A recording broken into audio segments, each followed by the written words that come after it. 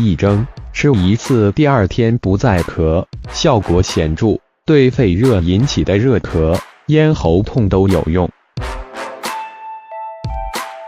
冬天天气寒冷，加上刺骨的寒风，让人的体质有所下降，从而容易引发感冒、咳嗽。现在懂养生的人多了，一旦感冒咳嗽，也不愿意去医院打针吃药。如果能用物理疗法或者是食疗，又安全又有效果，又没有副作用。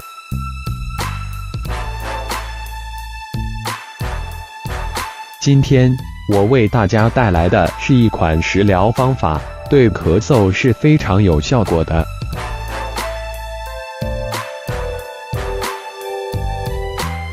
盐蒸橙，据说能放到一切止咳消炎药。刚开始我还不信，这几天天气又不是很好，非常乾燥，宝宝生病咳嗽几天了都不好。老妈子知道宝宝咳嗽很久了还没有好的迹象，告诉我以前的人都是靠盐蒸柳丁治好的咳嗽，就抱住试试的想法做了几次，因为毕竟是药3分毒，能食疗治好那就更好了。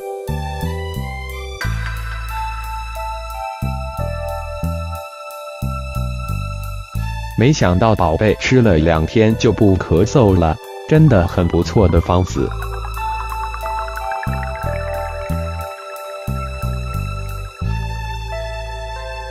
做法简单，效果显著，对肺热引起的热咳、咽喉痛都有用。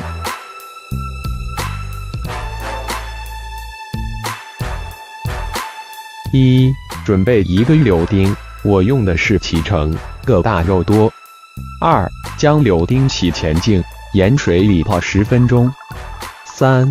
时间到后取出来洗前净，切开顶部。4. 加入少许盐。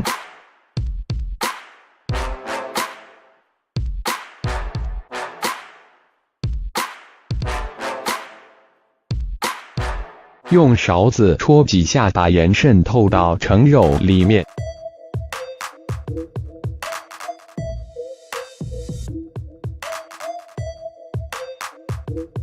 把柳丁放到一个小碗里。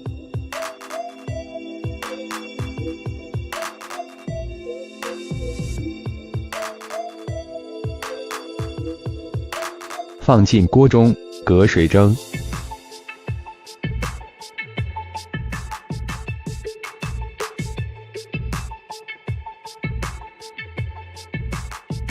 10分钟左右就蒸好了。